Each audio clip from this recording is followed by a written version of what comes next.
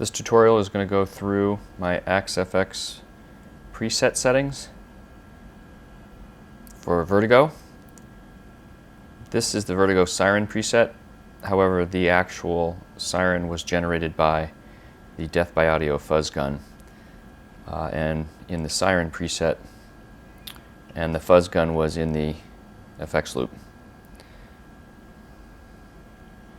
And that went into the amp model, into a cab, into a multi-delay to smooth it out and give that ramp up of the Siren and then a reverb. So what's key in this preset is the multi-delay. The drive here in the synth where things are two effects blocks that I'm using to try to simulate the fuzz gun, but I haven't finished them yet. And I'm not sure it's possible or not. I haven't really spent that much time on it. This is the FX loop. That's where the fuzz gun was. You have the fuzz gun in a previous tutorial. You have the settings for the fuzz gun in a previous tutorial. The amp settings. This is the amp settings I used for Vertigo. The type is a double verb. There's your drive, your bass, your mid, your treble. And then on page 2, there's your presence, your depth, your damp, sag, master way up, level, and the advanced settings. I don't think I touched the advanced settings to this amp model, to the double verb, but there they are.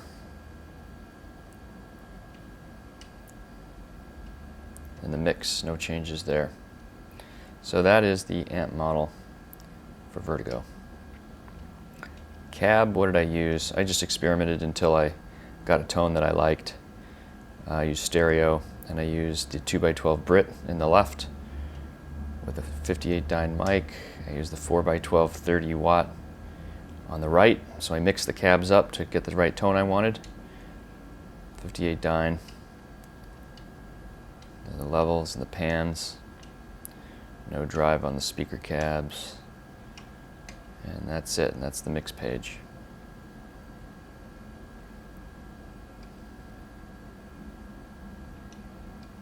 I use the same amp model in all the presets. A little bit of air there, air frequency. Okay, and then you go to the multi-delay, which is key after you want to put a delay pedal after the fuzz gun, quad tap. I had a little bit of dry signal there, but it's mostly wet signal. In the in-gain, excuse me, the in-gain is at almost 100%.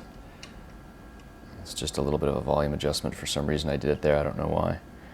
So page 2 is the important page here. What you'll see is that I have a time of 104, 206, 370, and 480. Those 4 delays, that's all this is doing, is 4 delays at the same time. I'm not, I just spread it out from 100 to almost 500 milliseconds.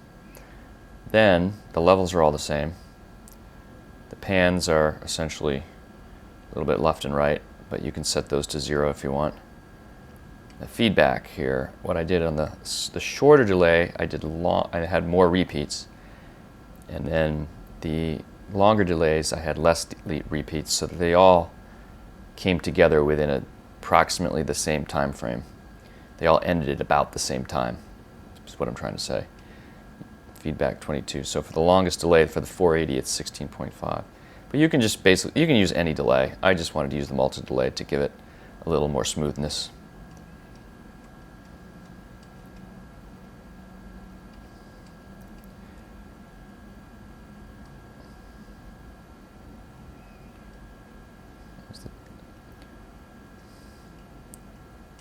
Oh, the depths, there was a little bit of modulation in those delays too, as you can see. The depths, 26%. I did an 8th note delay. Just set the modulation time, 4.667. And there you go. That's essentially just 4 delays all in one block. You can do that with the multi-tap.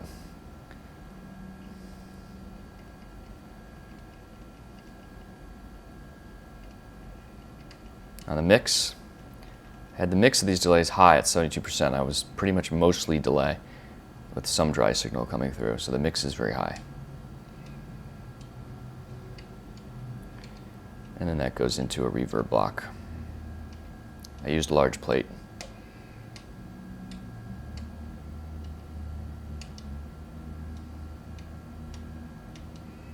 There's the mix, 24%.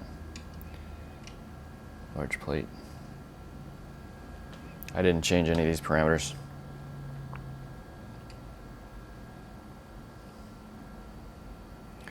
Okay, that was the Siren preset. And we flip to the regular normal preset for the chorus and for one of the lead parts.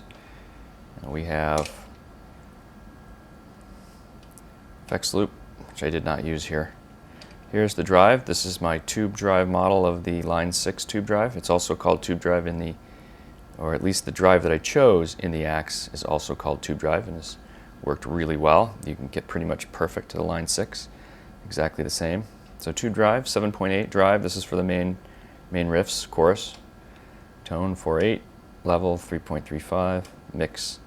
I let a little bit of drive come in there. If you want a little more dry signal, you can decrease the drive by lowering the drive knob. You can also decrease the drive by lowering the mix knob. And slight subtlety as to the tone. It'll be very slightly different, but that's two ways to change your drive level, is with those two knobs. Now, this is very important to get to the Line 6 version of the tube drive. You want to bring this low cut way up here, almost 1,000 hertz. High cut, about 3,000, 3090. Clip type, I used the silicon diode. Slew limit, I think I left that alone. I probably didn't adjust it. It doesn't do that much. Bias, and then the EQs here. I brought the bass down because the tube drive in here has a lot of bass. So on page 2, that's why we did the low cut. If you have the low cut way down here, it's not going to sound like the Line 6 tube drive at all. You got to really cut the lows off. And the high cut, take off some of the highs. But you'll see I took off more bass here on the EQ page. Minus 1.5. On the mids, I put it up a little, 0.8. I left the mid frequency alone. And the treble, I brought it down just a tad here. So I used this EQ page and the cuts. Those and the clip type. These three things, those 1, 2, 3, and these 4 are what I use to model different drives. So I start off by choosing the drive type and get close as I can, and then and that gives me the fuzz type, so to speak, and what type of distortion. And then I use these different parameters to compare to what I'm trying to model, and it works out really, really well.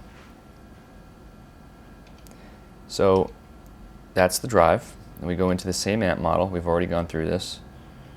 It was the double verb. It looks like I might have, maybe I changed things on this one a little bit.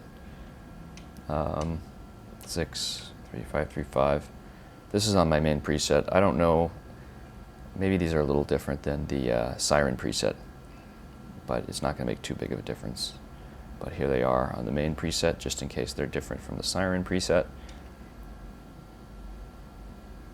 6.02. And let's go to Pres, the depth.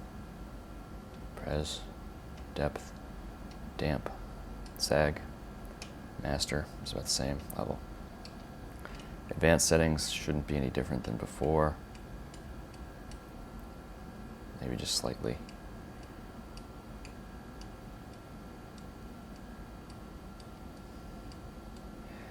That's our Fender amp model. Going into the stereo cab, air frequency. There's the 2x12 Brit, and there's the 4x12 30 watt. That combination seemed to work really nicely for me. There we go. So that's the main riff. Now, when you do the first big lead part down on near the 12th fret, turn on this 440 millisecond delay, and it's just a mono delay. It's 440 milliseconds. That does not, 440 does not align with any particular note value, but this is the value from the Vertigo tour that Edge was using, at least from some sightings, I believe. Feedback, heavy feedback, fairly heavy.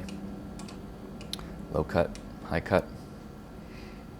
I usually use between 200 and 8,000, somewhere in there. Gets you closer to the 2290. Those high and low cut. sine, both. There's your modulation, eighth note to get to 4.667. I try to get to the upper fours. 4 to 5 is generally what Edge uses, but I'm not 100% sure. It's close enough. As you can see, my depth is up high for this one, and I had a lot of lush modulation.